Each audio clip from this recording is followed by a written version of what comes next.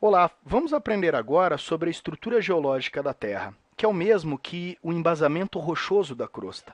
A crosta terrestre é composta por diferentes tipos de rocha, e essas rochas elas podem ser diferenciadas pelos diferentes processos geológicos que deram origem a elas, sendo classificadas então basicamente em três grandes tipos de rocha: as chamadas magmáticas, ou também conhecidas como ígneas, as metamórficas e as sedimentares. As rochas magmáticas, elas podem ser diferenciadas em magmáticas extrusivas e magmáticas intrusivas. É importante você lembrar que tanto as rochas magmáticas quanto as rochas metamórficas, elas são conhecidas também como rochas cristalinas, porque se formaram sob condições de altas pressões e temperaturas. São aquelas rochas mais resistentes da crosta. Então, além das rochas cristalinas, a crosta ela também é composta por rochas sedimentares. Por isso, podemos dizer que, basicamente, a estrutura geológica da Terra é composta por rochas cristalinas e rochas sedimentares. Aprofundando um pouco mais a análise desses diferentes tipos de rochas, as rochas magmáticas elas recebem essa denominação porque elas se formam a partir da cristalização do magma, que é esse material tão comum, em erupções vulcânicas. Quando a cristalização do magma acontece na superfície, nós chamamos então de rochas magmáticas extrusivas ou vulcânicas, como eu havia apontado anteriormente. Essas rochas magmáticas extrusivas, elas apresentam uma aparência mais monótona, como essa fotografia que eu trouxe aqui do basalto, que é um exemplo desse de rocha magmática extrusiva. Quando a consolidação do magma ocorre no interior da crosta terrestre, vamos dizer assim, nas entranhas da crosta terrestre, alguns minerais que compõem o magma, conforme se solidificam, eles conseguem se dilatar.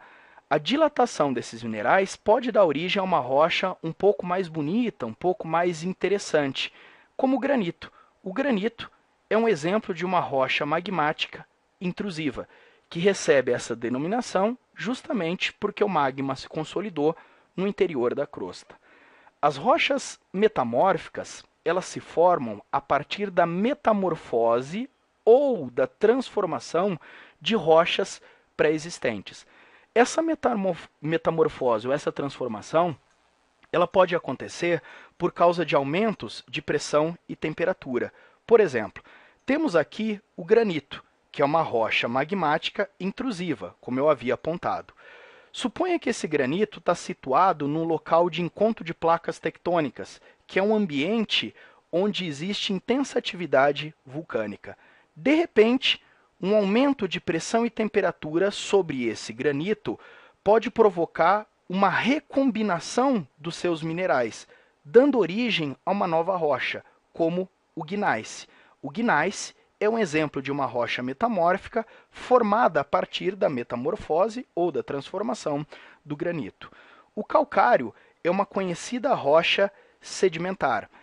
Se esse calcário está situado numa bacia e de repente essa bacia começa a receber uma sedimentação um pouco maior, esse aumento do pacote sedimentar sobre o granito também pode provocar um aumento de pressão e temperatura sobre o calcário, também provocando a sua metamorfose, a sua transformação. E esse calcário pode dar origem ao mármore, um outro exemplo de rocha metamórfica. As rochas sedimentares são facilmente reconhecidas na paisagem porque elas são rochas assim, como aparecem nessas fotografias, rochas estratificadas ou que apresentam diferentes estratos. Cada um desses estratos, ou cada uma dessas camadinhas, representam, então, diferentes episódios de sedimentação, diferentes episódios de deposição de sedimentos que vieram de diversas rochas que foram desgastadas no entorno. As rochas sedimentares não apresentam tanta pressão e temperatura no seu processo de formação.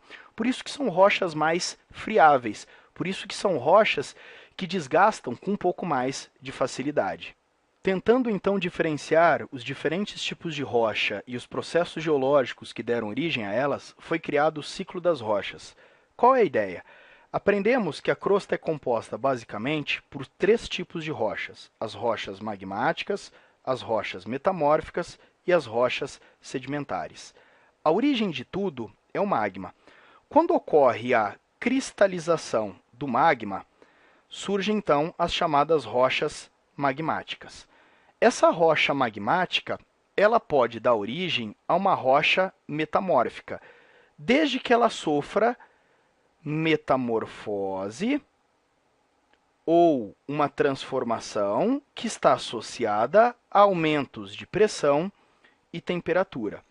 Essa mesma rocha magmática, ela também pode dar origem a rochas sedimentares, desde que ela sofra um desgaste e que esse desgaste libere sedimentos. A deposição, então, desses sedimentos em áreas mais rebaixadas pode dar origem às rochas sedimentares. Então, uma rocha magmática pode dar origem a uma rocha metamórfica, assim como também pode dar origem a uma rocha sedimentar. A rocha metamórfica, portanto, ela surge da metamorfose de uma rocha magmática ou da metamorfose de uma rocha sedimentar, como apontada aqui pela setinha amarela, que representa essa metamorfose.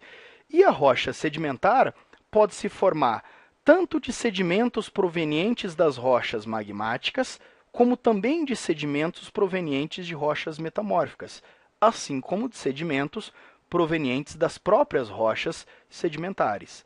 Esses três tipos de rochas, magmáticas, as sedimentares e as metamórficas, podem sofrer fusão.